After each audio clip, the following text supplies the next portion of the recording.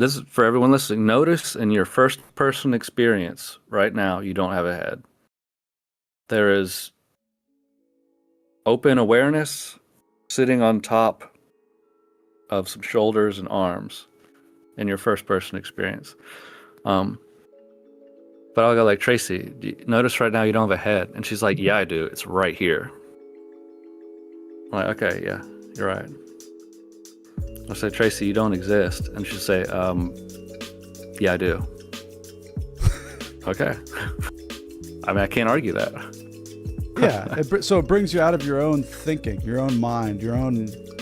It's great. That is true. It really brings. Melissa does the same stuff. When I'm in groups of people, I see robots. I don't see people. I see robots. I see everything. I just see programmed reactions to everything. I don't see true individuals choosing or reacting or responding. It's just robot, and it's beautiful. There's just this beautiful, weird organism, like, but then like by myself or whatever, but like I'm staying there like watching, like I clearly recognize it's just everything's programmed behavior. And then I'm here like,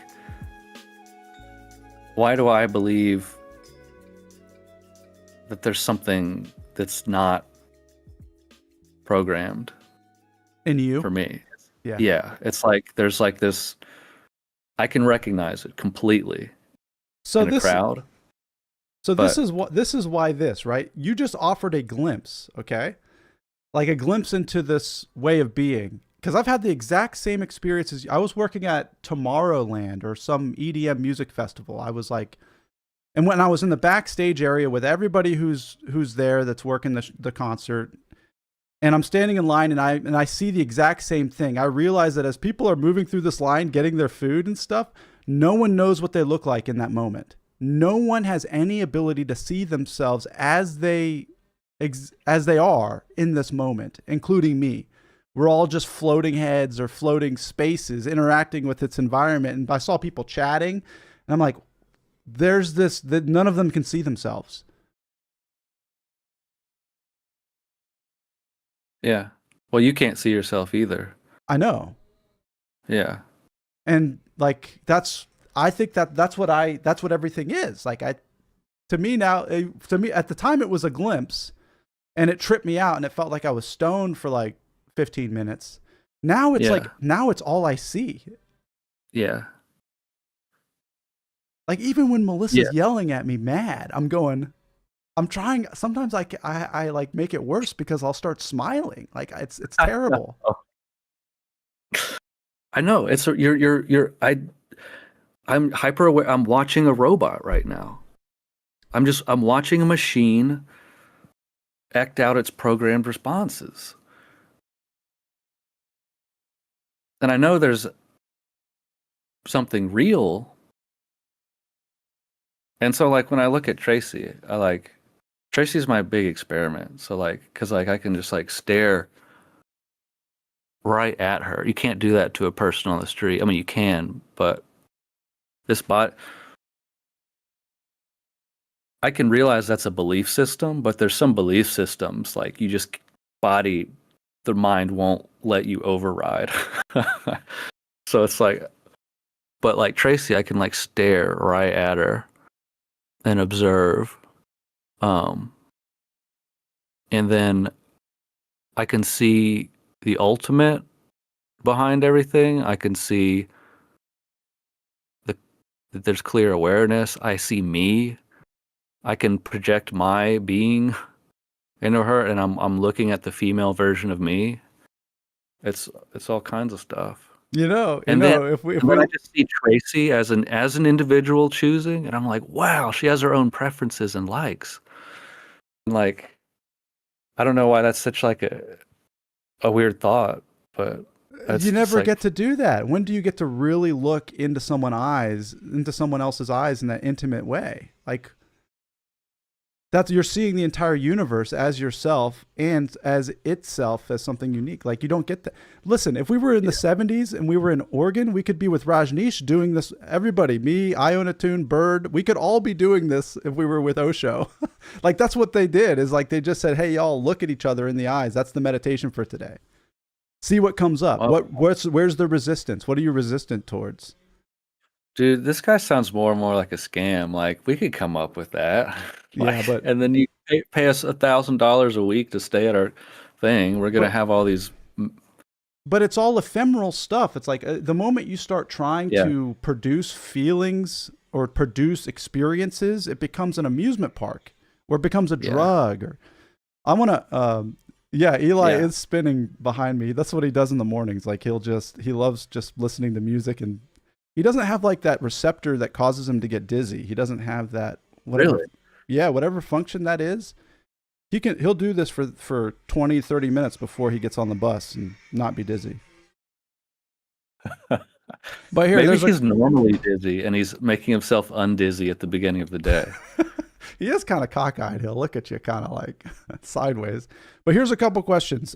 This was really interesting what Ionatune said. I hope I'm pronouncing it right. We were talking last week and I was struggling with your name the whole time. Ionatune. I read a story once that a kid said he was afraid of going to school because being surrounded by many people made him feel he doesn't know which one he is. Yeah. And then we'll treat that as a mental illness and give him medication. That's the heartbreaking part about it. Yeah. Damn, dude, that's so cool. Well, let's take this guy and there should be like a monastery spiritual career path that you can opt into rather than the purely material school job path that you're forced into. So like, you have a kid like that. Let's put him on this path. That's our next teacher. The next world teacher? Maybe, but instead he's just going to be an unhappy office worker.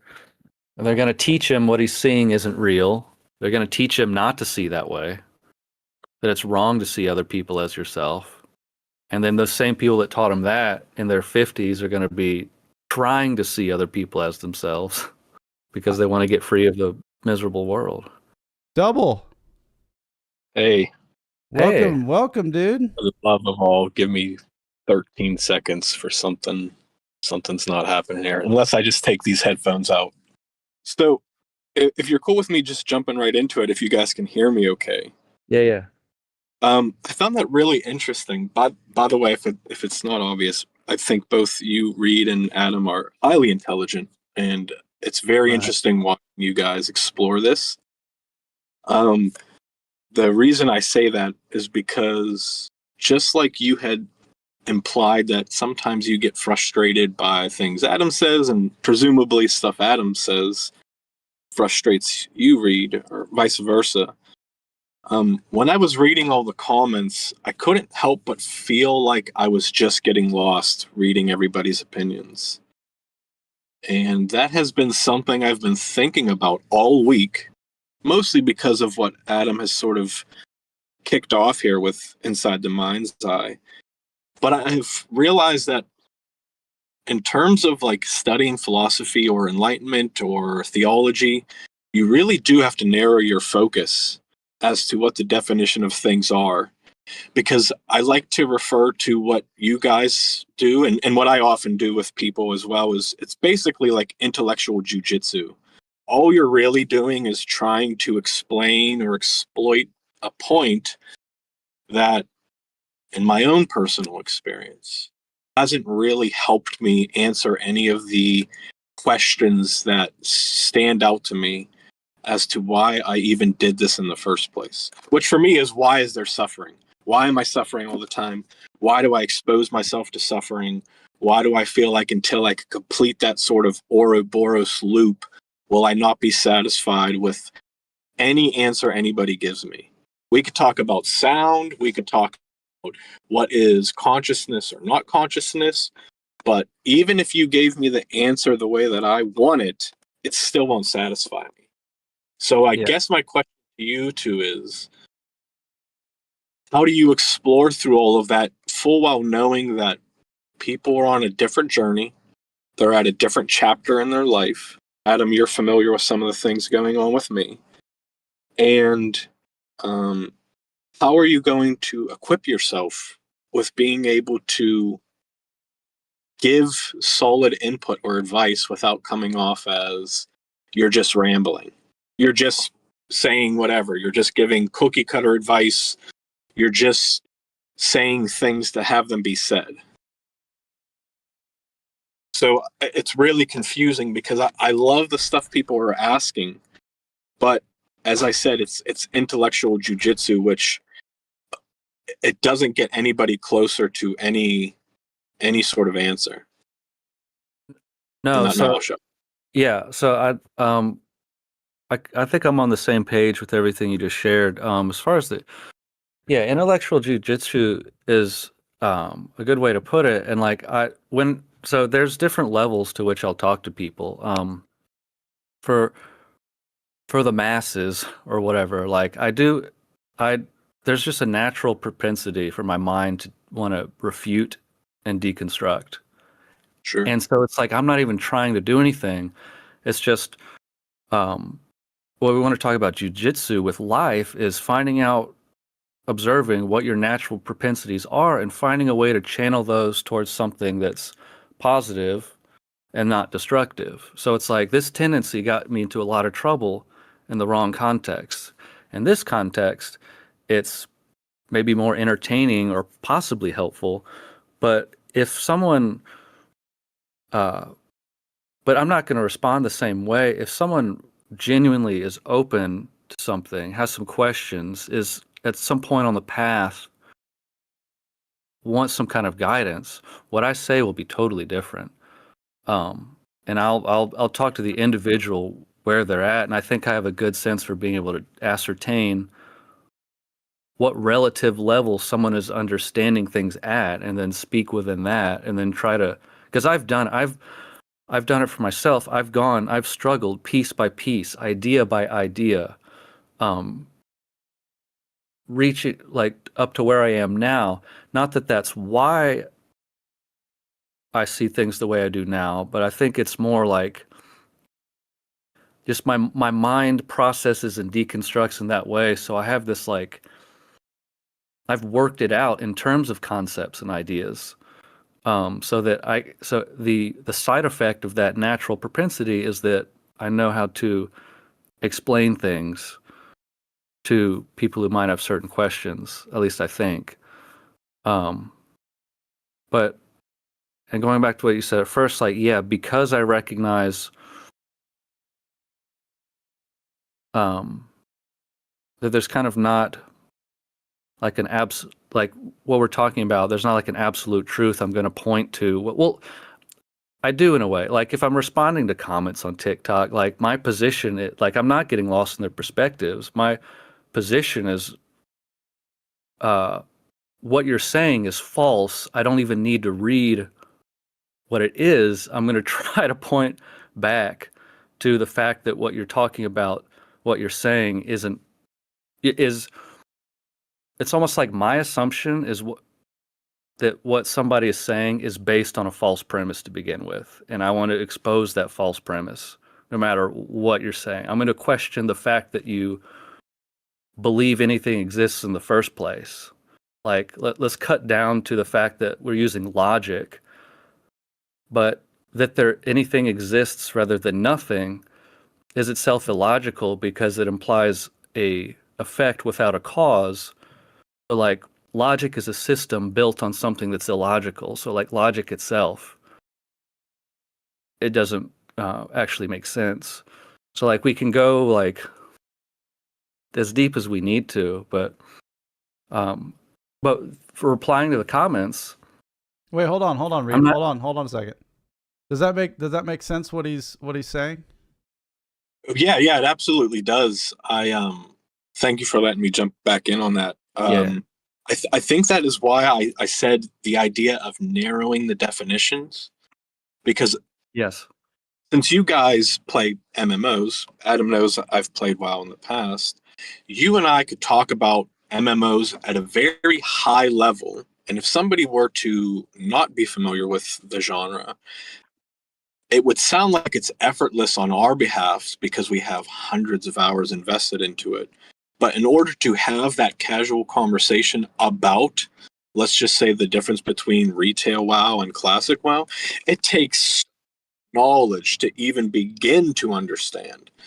And then you can layer on the top of all of the pseudo, intellectualism of why people like classic and why people like retail, but it still doesn't feel like it serves anything, because yes, we've created definitions, yes, we've narrowed our focus, but if you allow people to just pull ideas out of the air and challenge your preconceived or whatever you have foundation you've built up, it's not like they're going to walk away and go, wow, that really opened up my third eye. Now, it might make them think, which is what this whole show has had me do. It's made me go, okay, well, these are things I'm passionate about, but I've never spoke up. Why is that? So there's something to be said for the actual discourse itself. But if you want to have people discuss what is sound and then get all into the nitty gritty about tangible and untangible and what is real and isn't real, like, what is that really going to do? Hold on, you're breaking up a little bit. You brought up the point of answering people differently based on what your perception of their, let's just say, experiences, or whatever your condition is that makes you go, well, I'm going to respond differently.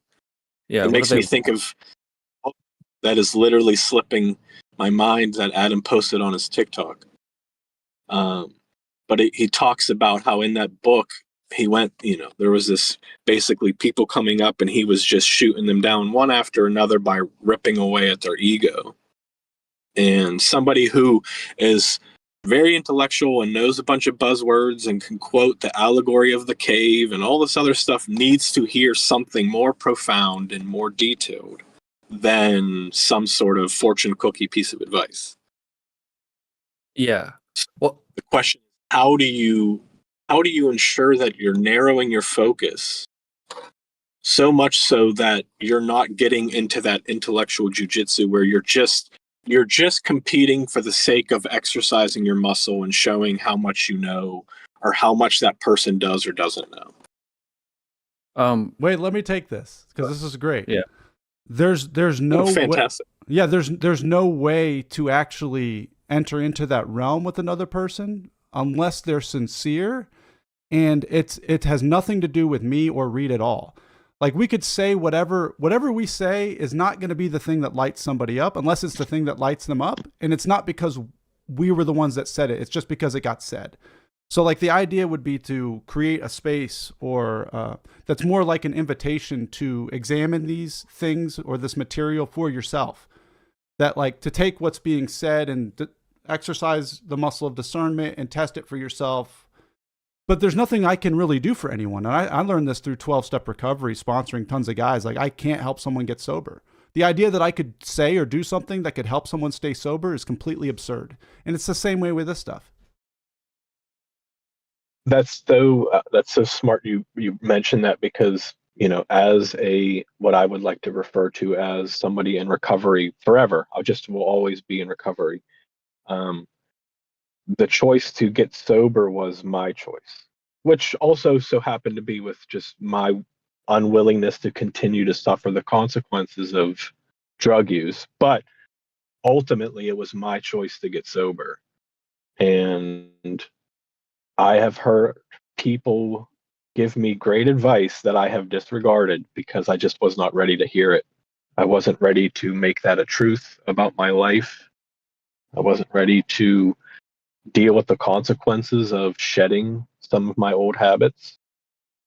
So I get what you mean 100%. I just sometimes feel like there's a disservice to the greater narrative if we allow ourselves to get bogged down in like the muck and the mire, even if that person just so happens to be stuck in the muck and the mire at that point. Well, yeah, by the muck and the mire, are you talking about kind of swimming around in concepts and the jujitsu? No, not necessarily. Strangely enough, I'm to sound hypocritical. where I'm sitting here trying to like almost tease people, myself included, who can mention stuff, that makes me think of that Zen quote about the two monks who are walking down the mountain, the young monk and the older monk, and there's a girl who's having trouble crossing a river. The older guy puts the girl on his back, carries them across the river, puts her down, blah, blah, blah. And later on in the journey, the young monk asks the old monk, you know, we're not supposed to touch women. Why did you do that? And he said, I put that woman down on the riverbank and left her there. You're still holding on to that idea, which is basically to say, you know, the idea I have regarding that is we cling so much to the concept of what it means to be something that if we don't fulfill those roles, having a conversation about anything outside of that is where you get that friction. It's where words like the muck and the mire could be illustrated, because I might be stuck on something right now that you have already solved. And going back to that place, I can't speak for you, but for myself personally, when I go back to those places, it's usually never a healthy thing for me. So, I'm not trying. This conversation, the show is possible because I'm not trying to exercise or prove anything, or be anything. And for a while, I wanted to be a teacher, and then that got in the way of actually being able to do that anyway. But because I don't want to be anything, I'm free to just talk with Adam like this. But I do want to say I haven't solved anything. I've found it's like I found a million answers, but I'm no closer to solving anything than when I started inquiring about anything. What I found, if I want to actually talk about solving, like that chronic discontent that I think 99% of people have, not everyone is aware of it. But the only answer there is letting the problems be unsolved, or not trying to solve them, because entering into any kind of conceptual any kind of mental debate or exploration about my experience is adding to the confusion or the conflict that's preventing me from seeing that this is all there is, and it's okay as it is. It's perpetually and inescapably okay, and that I'm here. Going beyond that at all is dangerous territory, because there's Zen's great. It's got so many sayings, but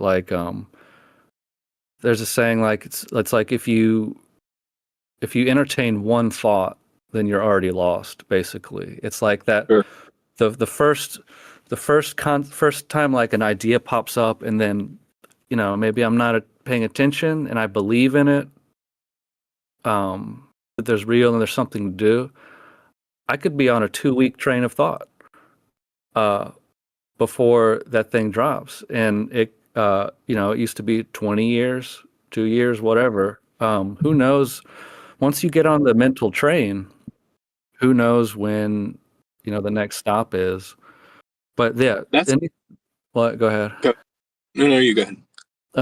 The stuff we're talking about, not entirely, but I'd say most of the stuff we're talking about at the end of the day has no bearing ultimately on someone's ability to be free or happy. I think there are things I say intentionally to point towards that. I don't know if I said anything in today specifically pointing towards that, but honestly, all you need to, I think, I'm actually going to make a video where I do this kind of as an experiment. In 10 minutes, I'm going to lay out everything I think needs to be said on the subject. And then at that point, it's like someone, if they're interested, you can take this idea and look at it and explore it for yourself, and it should start to dissolve the system from inside. That's it. I think everything could be laid out in 10 minutes. But it's whether the person is open to it, wants to grab onto it, wants to hear it, and is basically, are you ready to let go of everything you want? Are you ready to say, I don't feel good today. I'm just not gonna feel good in perpetuity. Sure. To stop trying to get a past where you are now? Like, are you ready to basically give up your hope for finding what you really want in a way? Or like it's like what you want, it's like it's 10 feet in front of you, it's visible, and what you need to do to get there is to sit down and stop walking towards it. And there's all this stuff around it that makes it look like it's going to disappear. It could be yanked away at any moment. If you don't get there right now, it's gone forever. But even that could be a trap eventually. Yeah, no, like what I'm saying isn't entirely true, but like, well, yeah, what we're talking about today is I think it's entertainment, and it's like adjacent. Like, if we're really talking about how for someone to be free, that's a different subject that we go into sometimes. But like, yeah, I should preface that, as I said, like, by no means do I think anything here is pointless. If I definitely started to ramble, it was not my intent to come across that this is all meaningless. I suppose I got far more nervous than I anticipated. But it is meaningless. It also is. Well, so the reason I brought it up is because you had mentioned your spouse, and then Adam also mentioned his.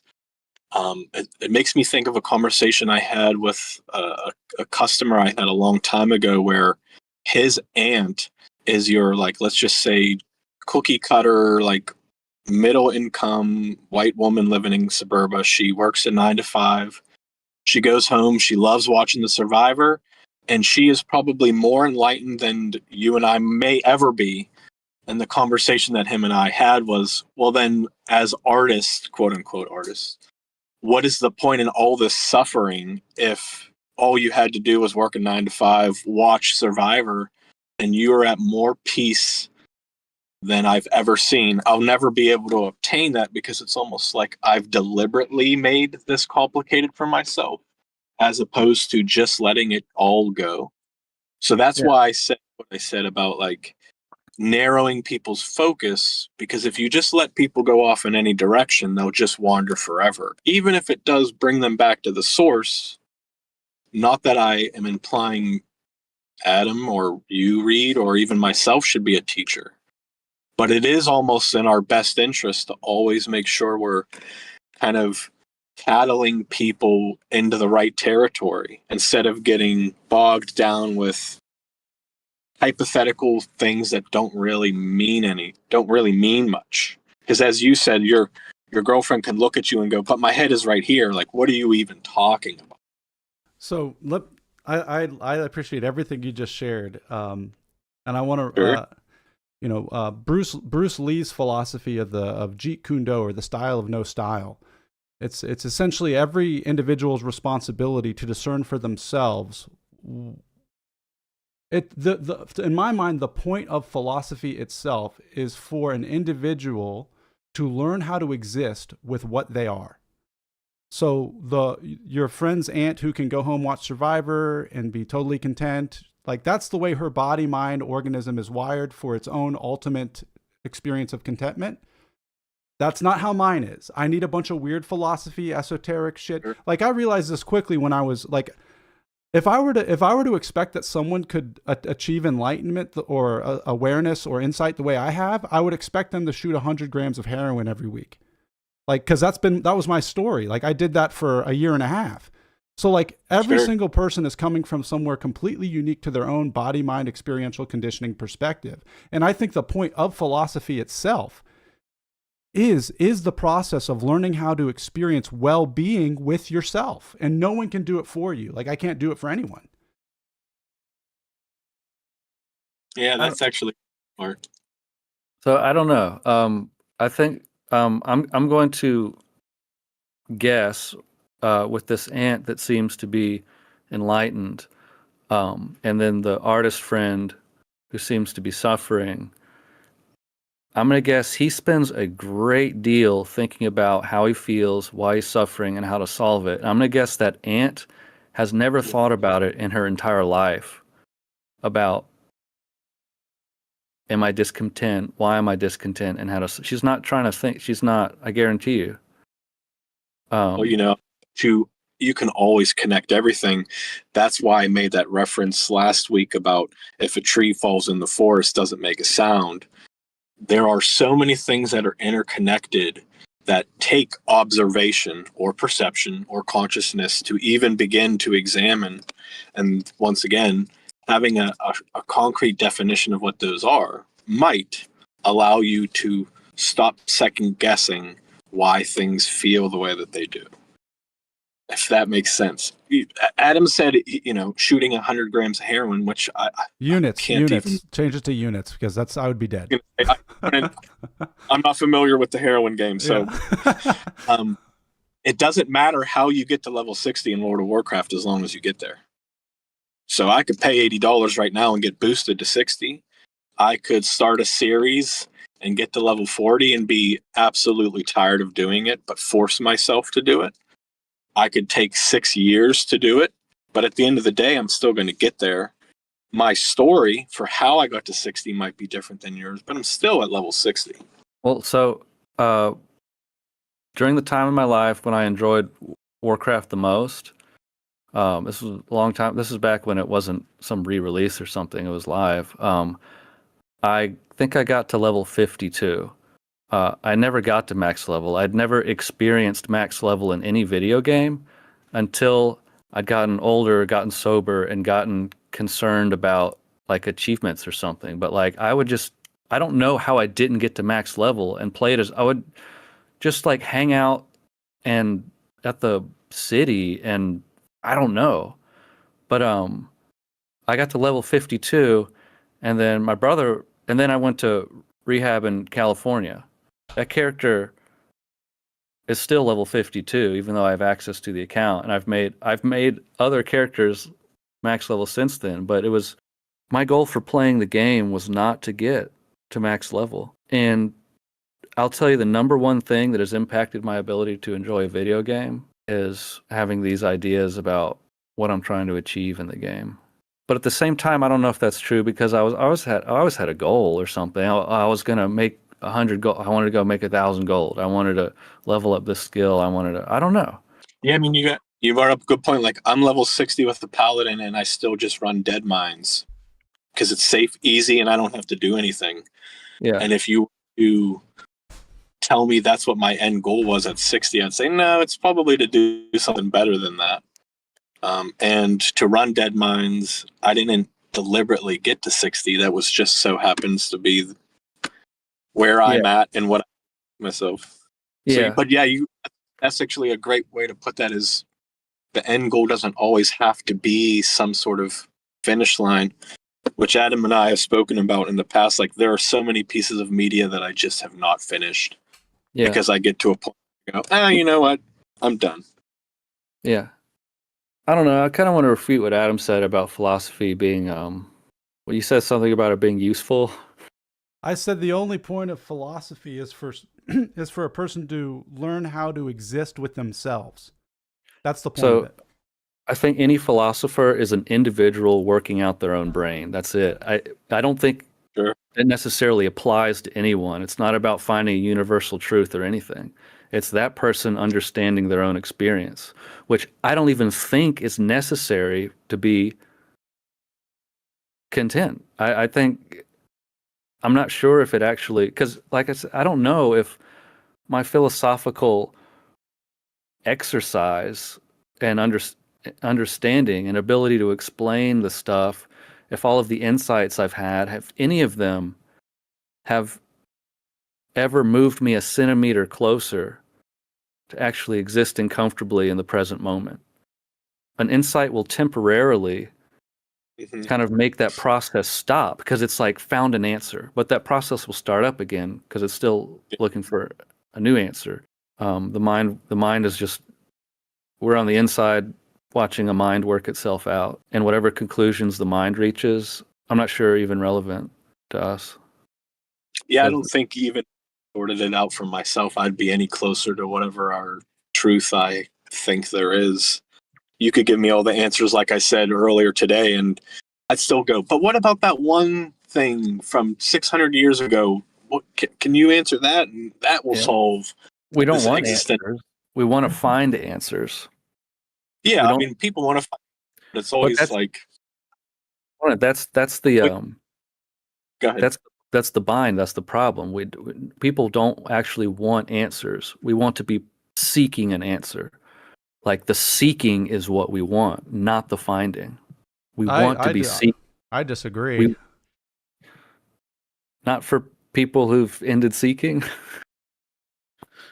Well, I mean, isn't that similar? You know, you guys trashed transcendental meditation, or at least Reed, you made fun of it, which it is a bit silly, especially the guarding of the mantra, because I could say squirrel, squirrel, squirrel, and find a way to develop meaning. However, I am a fan of David Lynch, as most people are. Oh yeah, me too. You know, and he talks, not that this is a quote he made up, but he does talk about how, the journey of the art is the art itself. And once the art is created, it's no longer yours. And that part of your life is now over. And it's the journey, not the destination, metaphorically speaking. Yeah. that book he has, Catching the Big Fish, boy, that's a pretty quick and good read. Yeah, that's great. It's like Alan Watts, his the music is playing, the music is the point, not the end of the composition. The trouble that I have is there was a large stretch of time where I was in a state of existential despair, and I would have given anything to experience a state of being that I am, I don't know a better word to just say it, graced to experience today. Like, I would have given anything to not be in so much pain for as long as I was. And that's why I said like the idea that there's something more than just the journey. I feel like to have some sort of a goal or something, or hope, I guess, in some way, even though no matter how, the idea that something could be better than now is an important concept, even though I know it's a concept. But you've consistently achieved that better than now, and yet you've begun looking for a better than now each time. I would say I don't know. So, like, the person who wanted it to get out of that pain and find an answer, you didn't get out of that and then just, everything's great, I'm cruising now. You kept looking for something. Sounds almost like trauma. Well, I don't think I was doing any, if there was something I could have done, I would have done it. I couldn't do anything. There was nothing that could be done. No, it sort of like had to work itself out. You had to just sort of be a bystander and watch the train wreck unfold. That's why Peter was the most helpful. I don't know if, Peter, you might have seen him double. He came on the show last week before we went to the Sweat Lodge, but Peter was so helpful to me because he taught me how to sit and be uncomfortable. He taught me how to be okay being uncomfortable. I didn't know how to do that. I was always trying to actually get out of it.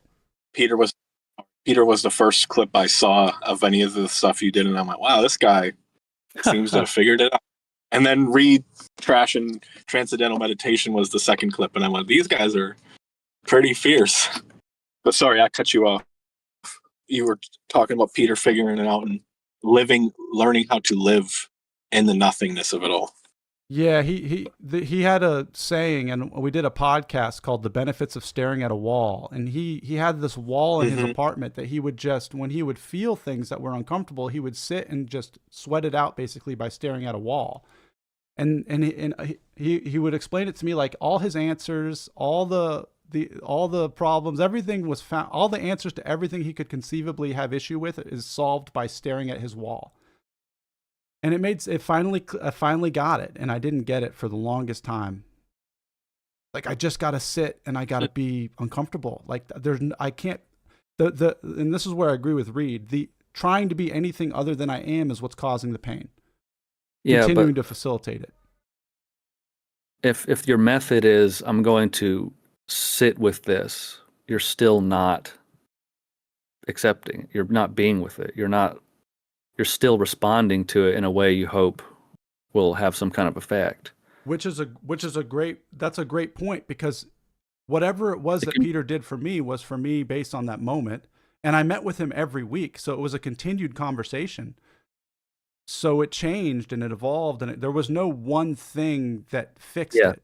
Yeah. It can't be when I feel uncomfortable, I'm gonna go do this practice for 20 minutes, because then it's no long then it's an act of resistance against what is, when what originally solved it was non-resistance to what is. But once the brain identifies something, an event that it can repeat, hoping to get that same result, it's locked itself back into the system that's keeping it in suffering.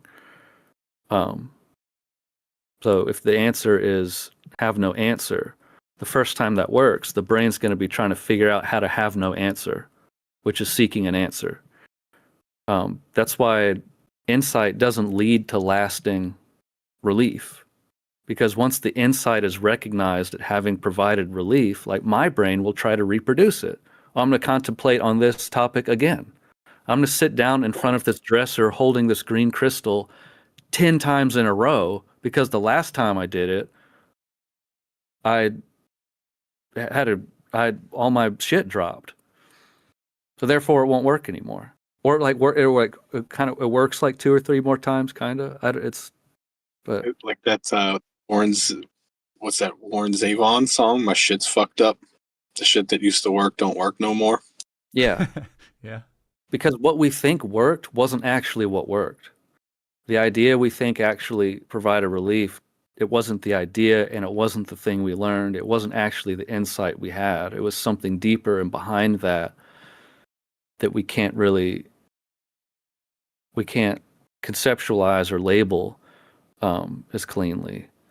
It's not the fact that I realized X, it's the fact that I realized period, or that the mind stumbled onto something that I don't know. Once it's defined, that's how you know that's not actually an answer, if you can repeat it out loud, if that makes sense. I read a quote that somebody said, a person who blames everybody hasn't arrived. A person who blames only themselves is halfway there, and a person who blames nobody has fully arrived. And I'm still sorting through what that actually even means, because oftentimes I find myself just blaming myself at this point in my life rather than blaming others, which I used to do.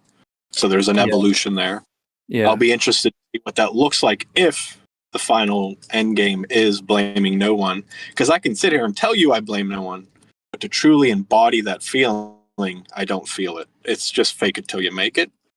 So when Adam says, I wanted the answer, but no matter what I did, I wouldn't get it, it makes me think of when I was just at a doctor's appointment and I met an individual who was way older than me, definitely in his early 80s. And his situation is not as hopeful as mine. Right. And there was a level of acceptance to it that sort of still shakes me. But he, like many elder people do, called me a young babe. Despite being 38, I'm still a young babe. So I often wonder, is my level of understanding or capacity only this way because of my age or where I'm at in my life? And whenever I'm 80, maybe if I keep pounding this pavement, I'll look back and go, wow, I really knew nothing back then. Because you say philosophy is the idea of working out something in your head. Wow, how long is that supposed to take? Well, I don't think it ends, because every answer just opens a new vista of questions. It ends, I think that, okay, if there's a point to meditation and this kind of philosophy, it's to get to a point where you stop asking questions. Like, meditate until you realize you don't need to meditate anymore. It actually just dawned on me, and this is like something I've been struggling accepting, is that the only reason why I'm so heavily examining these things now is because for the first time in my life, I had to question my mortality and whether or not I was going to be left alive long enough to keep having these thoughts. And once I started to recover and heal, I asked myself, well, I don't now I know that the rest of my life has an expiration date, which is ridiculous that it took so long. But I asked myself, well, if that is the truth, then what matters most to me? And that is why I'm engaging in this and asking about the narrowing of the truth, because I may or may not have all the time in the world to solve these problems for myself. And that is why I said, I think it's important for people to learn how to narrow their focus instead of getting bogged down in a bunch of questions that don't actually mean much. What you're talking about is what scares me the most is being told you have a day or being told you have 12 hours and not being ready. It's almost like I would say, like, this is just me. Like I want to be okay with dying before I die. You know, I would say a big part of my process is that. Learning how to die now, so when it does happen, I don't want to be scared. I don't want to be in pain, you know. So it's like anything I can do to help facilitate the transition, I want to pursue, and that's why all the spiritual, esoteric, yogic, experiential practices. I'll tell you, I would be, if I found out I had a day to live, the disappointment would be that I spent so much time alone thinking and not with Tracy, that I spent time trying to figure shit out and hadn't spent that time just enjoying my family. That's the tragedy. That's the loss. So why don't you do it now then? Well, that's I mean, again, rhetorically. No, this is what me and Adam are doing right now. I'm hanging out with that. Like I enjoy this. Like this, I'm enjoying doing this, and it's not really about finding anything, but I do, because, and the other answer to that question is, it depends. Sometimes I get lost, or I'm pulled into this kind of process where there's just a seeking and a finding. And underneath it all, there's no ability to consciously decide anything at all anyway. Which is why I think, Joe, when you were saying, like, when you finally did get the news, what you thought would happen is not what actually happened. That's in my experience, that's always been the truth. I never actually know. Like, I can't answer that question. You don't know until you're the one having it or going through it. You can never really know. But ultimately, through meditation, through examining these concepts and testing experience for yourself, like you'll start to see that there's no will and there's no choice in anything that happens anyway. So you can kind of die to yourself before death occurs. And there's also another, I can't remember who said this, but you're already dead. Like, we're already, like, I'm 38 as well. I'm going to be 88 in a blink of an eye. I'm going to be 108 in a blink of an eye, and I'll be closing my eyes for the last time. That's already happened.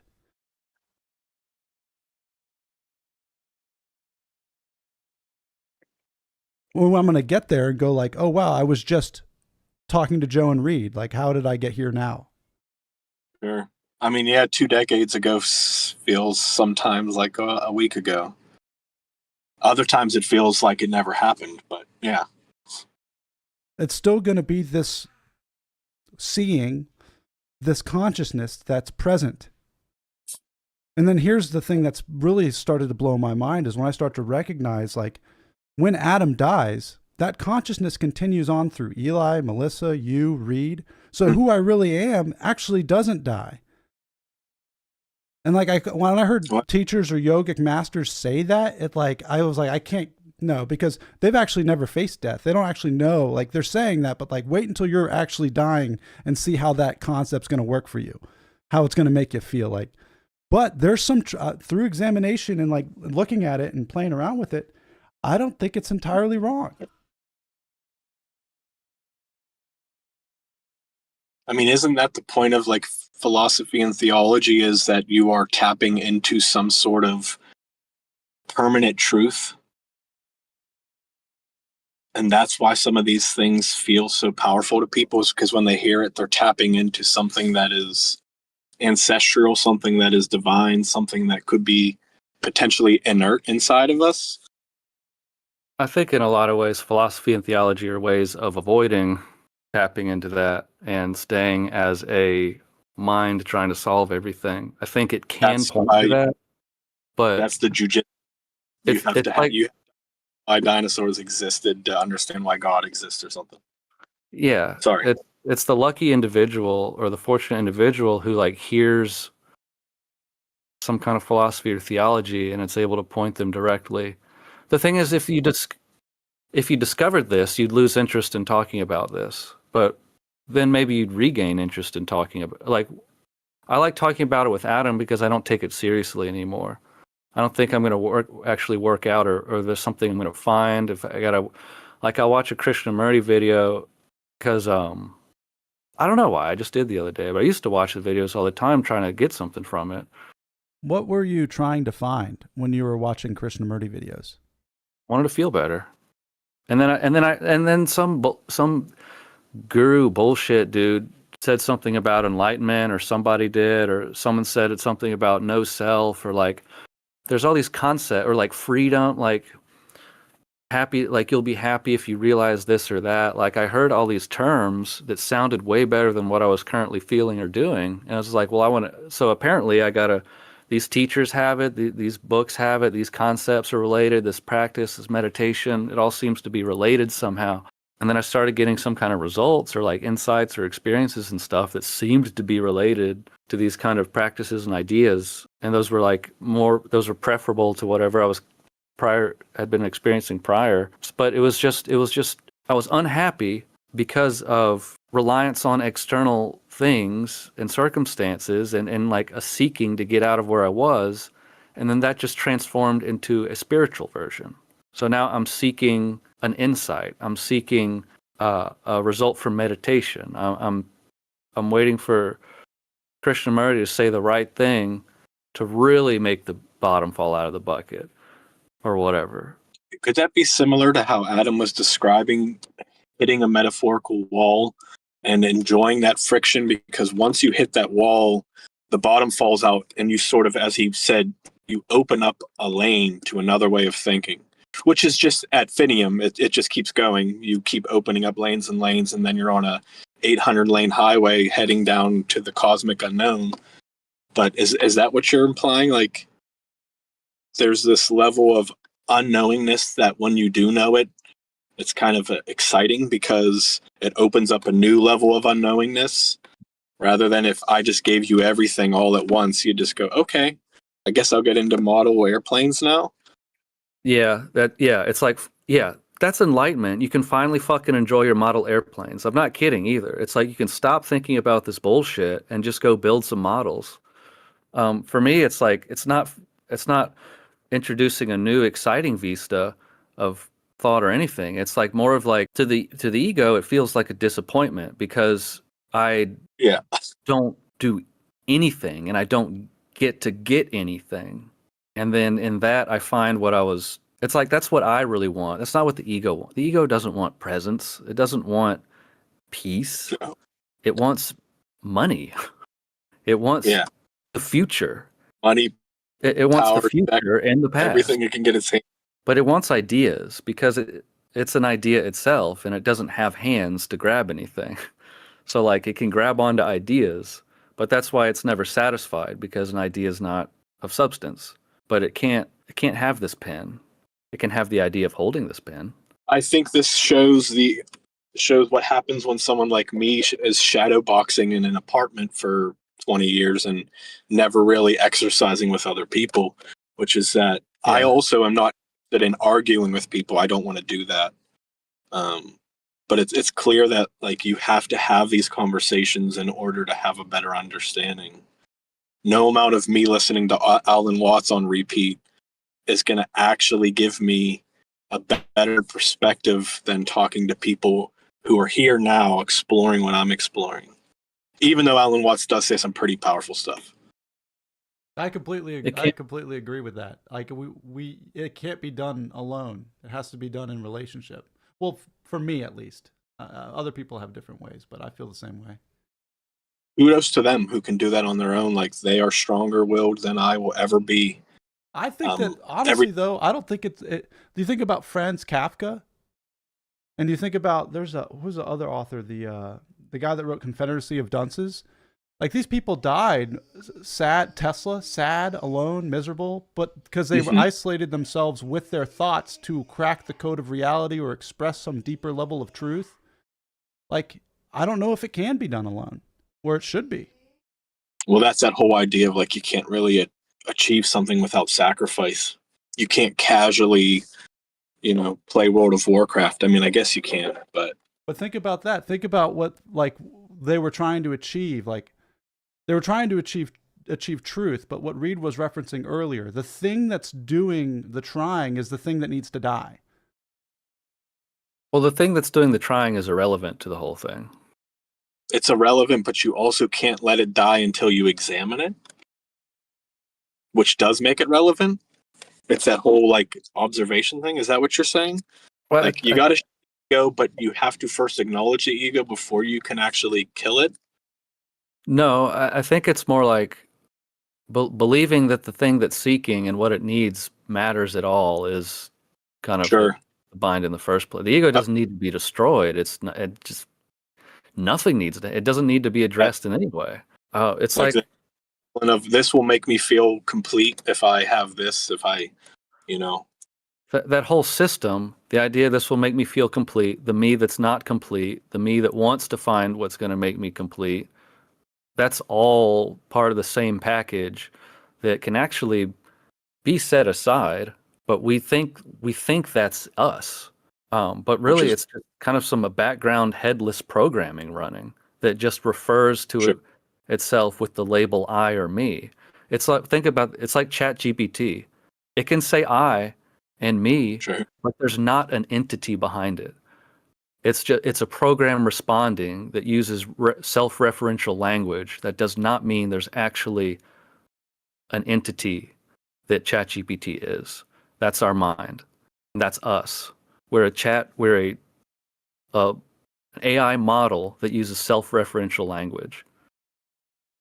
I think it all comes back to kind of like that same focus point you're talking about, which is kind of exposing the idea that I'm the one making myself suffer. Like you're talking about blaming yourself. Well, I mean, it's belief systems inside you that are grinding against each other. You're not doing it. I mean, we don't like to admit that we're like victims in that sense, but like when I encounter something that causes anger or anxiety, it's not me choosing those reactions. There's a belief about what this thing means that's grinding against reality, producing these feelings that I don't like. I'm not it's like that's the great relief. It's not my fault. I'm not doing it. I'm not a bad person because I got angry. That's a language convention. I got angry. No, I didn't go pick an emotion off the shelf. Like there's not an event and then I'm going to choose sadness, anger, fear, indifference. No, something chooses for me, a belief system, what that reaction is going to be. And then the power of that emotion has the ability to physically compel me to act. So it's like, it's turtles all the way down. Like it's in some ways we're a victim all the way down, but we're not the one that's a victim of that either. Because the one that says I don't want to be angry, that came up on its own too. That's just another belief system that I don't want to be angry. So it's like belief systems grind against reality, create a reaction, and then we have a belief system about a reaction. Sure. So it's like how you're supposed to react when this happens. So it's like if you can see that stuff, then a lot of the seriousness or self-blame drops on its own. And I think that's what can be revealed or pointed to by these kind of discussions.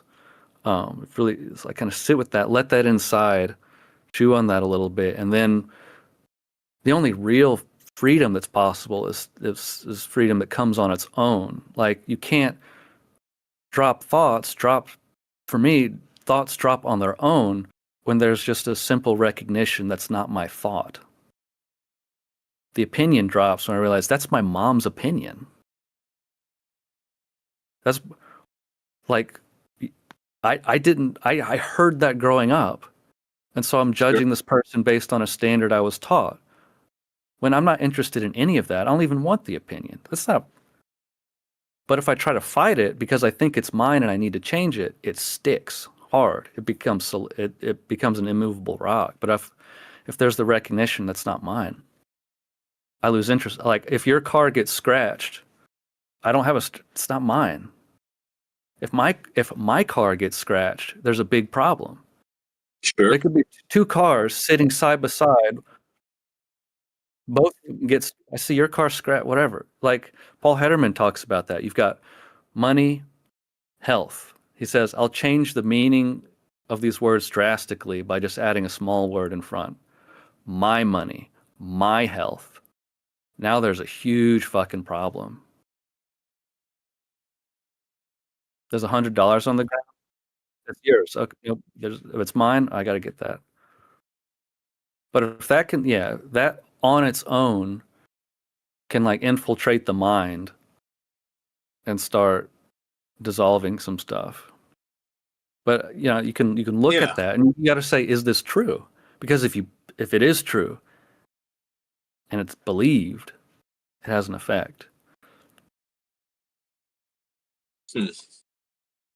Why do you think the world is so messed up? Me, mine, mine. Me, my, mine. Also, But there's a lot of medicine just found in seeing that the word "my" doesn't belong in front of as much stuff as we think it does. What do you mean by that? My thought, my reaction, my feeling. Sure. Those or my possessions, let's say my house. If someone tries to take this house from me, I'm gonna have a problem. But like my anxiety about possessions is greatly diminished. If I'm here temporarily, I don't have to have this house. It's not related to my well-being in any way. I've got food, shelter, clothing. Comfort is not necessary. I enjoy it while it's here, but like it's not. Resources pass between people. I'm one of many inhabitants of this house, and I'm not going to be the last. I'm just blessed with the ability to possess this hermit crab shell for the time I'm able to. Please interrupt me, Adam, and shut me down at this point, because I could literally go from now until 8 o'clock when AA is. I could just go, I got to feed the kids and all that other stuff. But I could do this all day. That's what my 5 minutes. Until I'm exhausted, I don't want to talk about it ever again. But sorry. Yeah, we were supposed to go to the gym, me, Melissa, and Eli, but then Eli didn't want to go. He had like he had a resistance session on the patio, a sit. He had like a sitting resistance and didn't want to go. Sure. So sit in.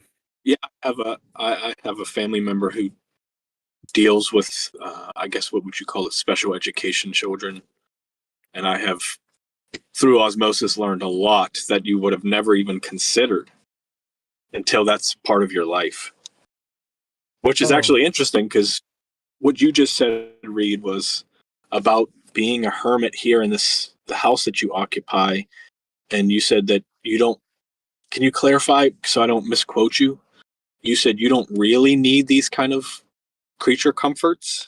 Yeah, I need food, clothing, shelter. If those things are not threatened right now. What the things that get threatened are comfort. My guarantee of comfort.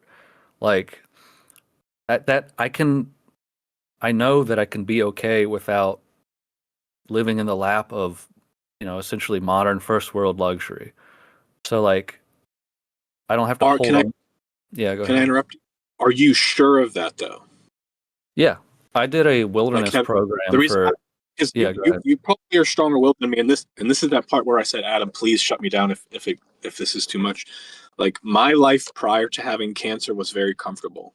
My situation now and where I'm living and what my life looks like and the comforts that I used to have, once they were all stripped away from me, it produced a series of suffering that I just didn't think that I was going to engage with anymore, or the hypothetical scenario, I went, oh, well, I'm really tough. I can handle this. It's easy to say I can handle that until you have to bury one of your beloved animals the week that you find out that you're still sick, or that you are staying in a motel at the side of a highway for $50 a night while you recover, and you have a neighbor who stays up and deep fries chicken wings till 2:00 in the morning. It really starts to test your mental fortitude. That's why I'm out here in my car, is because I was sick earlier and I couldn't get on, but it's just not quiet enough. There's no space, there's no room. Yeah. And I have actually kind of enjoyed that, because it's forced me to find a way to find peace without having those kind of comforts that you're talking about. But yes. As you mentioned last week, and I said it in the chat, like Maslow's hierarchy of needs really do dictate that these sort of pseudo philosophical ideas we have can only be produced once our baseline has been satisfied, which is somewhere to eat and somewhere to sleep. Yeah. And as you mentioned, people's lives are different. So the struggle of sleeping or maintaining, let's just say, the ability to live in this country. I have an individual who, let's just say, may or may not be technically allowed to be here. And every single day, their life is far more stressful than I ever could. Because anytime a cop drives down here, or an unmarked vehicle, they have to imagine that their whole life is about to be taken over. Right. And that's what I think about, because I'm living right next door to it. Well, so, yeah, our life expands to include things. So we're talking about putting that word "my" in front of a stuff. We put the word "my" in front of stuff we don't actually have control over. And that creates a big problem, because my house, the government can take my house tomorrow. Yeah, there's nothing you could do. Right. So that's why, like, if "my" includes anything that doesn't truly belong to us, it's going to get threatened at some point. And that's the suffering. But like, if my peace is not dependent on external circumstances, and like, I'm not saying I'm not going to have a reaction if someone threatens anything in this room or whatever, but like, the extent and the depth and the duration of that response, like, there's people that'll hold on, like, someone could steal your wallet and you hold on to it for 10 years.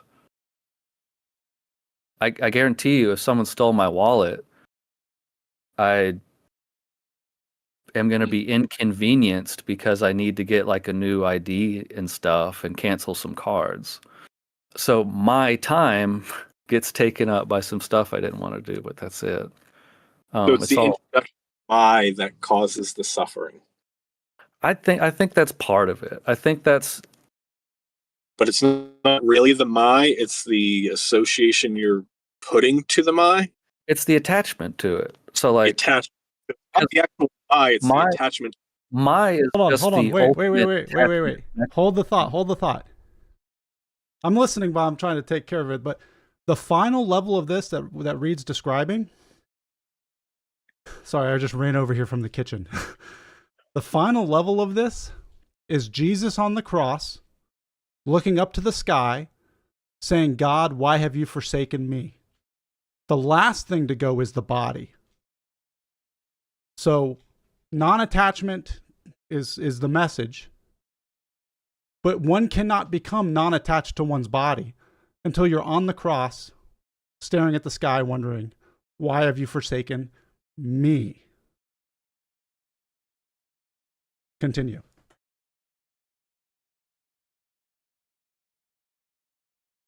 I have heard you mention that Peter talked about being a Christian. I don't think that I've ever actually asked what your religion is.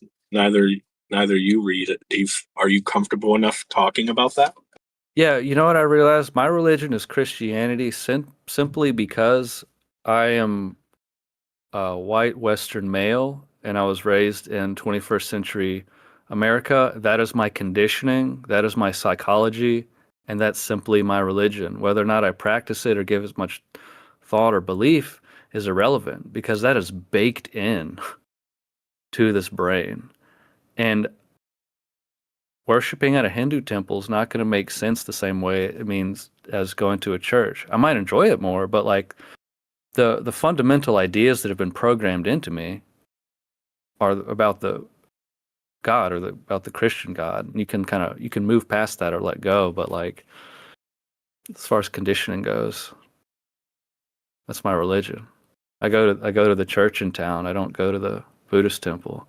Actually, I don't like going to Buddhist or Zen temples because it's always disappointing to me because there's a lack of free people there. It's just like no different from going to a church. At least church people aren't seeking something that doesn't exist in that way. It's like they're just going to church. People aren't just going to the Buddhist. They're going there to get something, to find something. There's all this like, not universally, but there tends to be this like weird level of confusion and baggage. Like I enjoy going, but I don't enjoy the people as much as I do at the Episcopal church down the street. It's the funniest thing. We have great discussions in the morning over there. I take it you've been to an ashram before, and you've taken part in what I sometimes constitute as like the calamity of the ritual. Calamity. Bringing in bananas and drinking saffron water, and it's overwhelming for sure. It's funny.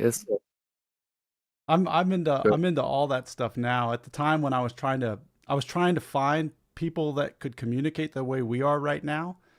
Like for a long time, I had all these thoughts and these experiences and these feelings, but no one to connect with about it. I would try to share at meetings and stuff, and people thought I was crazy. So I would go to all the ashrams and the temples, and I just you thought you'd find it there. Well, this is the subject matter that is of most interest to me, but all those places are hierarchical, just like any other system of organization regarding human beings. So I couldn't find an actual free discourse or free thought or free exploration or self-discovery. None of that stuff actually occurred in any of these spaces. Synagogues, temples, ashrams. Just didn't happen. Yeah. And that's what Manfred, we have a friend, it's Joe, right? Yeah. We had a friend from this non-dual group named Manfred who was with Osho for like 12 years. And one day he just woke up and left. He just realized like, oh my gosh, like this is not what it is I actually am or am interested in, and just left the whole thing. Isn't that what you just said on like that guy? You said, what was it? It was in a short, he only had ever met anyone that had ever reached enlightenment, and he seemed genuinely confused. Yes. Once you get there, you go, the Woody Allen thing, like, I don't want to be a part of this club if you want me to be a part of it now. Like, this is too much. Yeah, that was Dharma Dan from Australia. Yeah, so like a Buddhist temple would be the last place you would meet someone with a deep understanding, because if you had a deep understanding, you wouldn't feel it necessary to go anymore unless you just genuinely enjoyed the atmosphere. Like I want to go to one just because like I kind of like the vibe, although in a way it's like a fake vibe, so like I don't know. I want it to be good, and it's just not, and it's, man. But I want to log off, y'all. That's my limit, an hour and a half. Yeah, I appreciate you guys even going longer than you normally do just for the conversation. Yes, sir. Definitely that I need to exercise this muscle quite more than I thought. Like I said, when you shadow box for years, you think you got a bunch of good ideas, but maybe you don't. You got to metaphorically clash with somebody. That's true. But I just was told that my mic was muted, so Iona Tune, Bird, what I said that you guys missed was I'd like to invite you guys to come on as well if you want to join next week. Just shoot me a message on Discord or wherever you're I heard finding what me. you said that. Okay, until next week, gentlemen. Yeah. Appreciate it. Thank you very much. You Thank guys y'all. be well. You too.